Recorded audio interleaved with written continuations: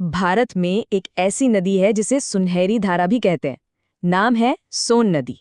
तो आज हम इसी सोन नदी के सफर पे निकलेंगे। देखेंगे कि ये कहाँ से निकलती है, कहाँ तक जाती है और क्यों इसका नाम इतना खास है। चलिए शुरू करते हैं।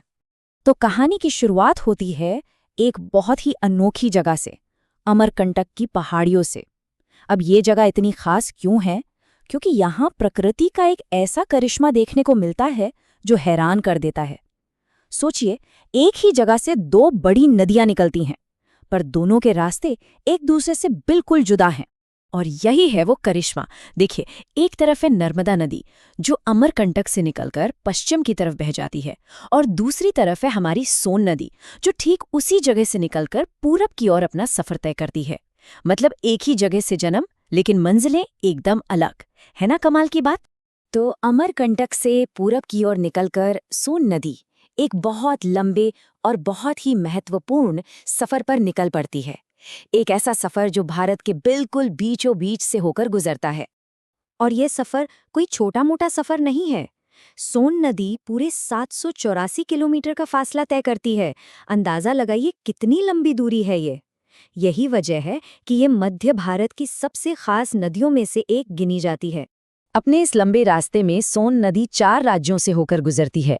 शुरुआत होती है मध्य प्रदेश से, वहां से आगे बढ़कर ये उत्तर प्रदेश में दाखिल होती है, फिर झारखंड की सीमा को छूती है और आखिर में पहुंचती है बिहार, जो इसकी मंजिल भी है।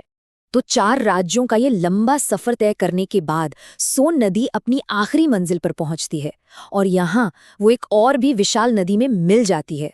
ये जगह है बिहार में पटना के पास मनेर। यहीं पर सोन नदी का अपना अलग वजूद खत्म होता है और वो विशाल गंगा नदी में समाकर उसका हिस्सा बन जाती है। 2 महान नदियों का संगम। हाँ, पर सोन नदी ये 784 किलोमीटर का सफर अकेले तय नहीं करती। रास्ते में कई और नदियां जैसे कि रिहंद, उत्तरी कोयल, घोपड़ और बनास इसमें आकर मिल जाती हैं। ये सब मिलकर सोन को और भी विशाल और शक्तिशाली बना देती हैं। अच्छा, अब आते हैं उस बात पर जो इस नदी को इतना खास बनाती है, इसका खजाना।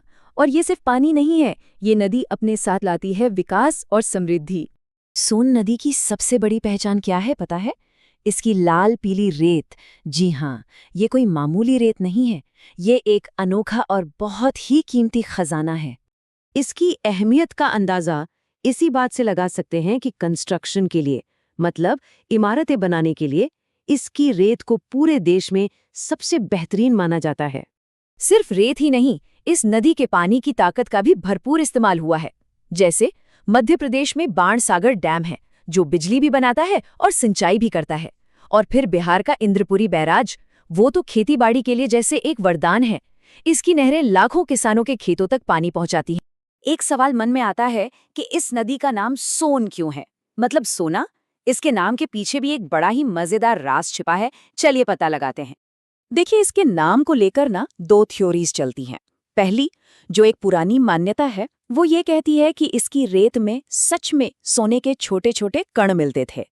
और दूसरी थ्योरी, जो शायद ज्यादा प्रैक्टिकल लगती है, वो ये है कि इसकी रेत सूरज की रोशनी में बिल्कुल सोने की तरह चमकती है। तो वजह चाहे जो भी हो, एक बात तो साफ है, सोन का सोने से कनेक्शन बहुत पुराना है। इतना पुराना कि पुराने संस्कृत ग्रंथों में भी इसका जिक्र है। वहां इसे हिरण्यबाहु कहा गया है। इसका मतलब होता है सोने की भुजाओं वाली नदी। तो सोन नदी की ये कहानी एक बात साफ करती है कि नदियां सिर्फ पानी का बहाव नहीं होती। वे अपने साथ संस्कृति, इतिहास और अर्थव्यवस्था की पूरी एक दुनिया लेकर बहती हैं। और ये हमें सोचने पर मजबूर करता है कि हर शहर, हर इलाके की कहानी कहने वाली कोई ना कोई नदी जरूर होती है। कौन सी है वो नदी?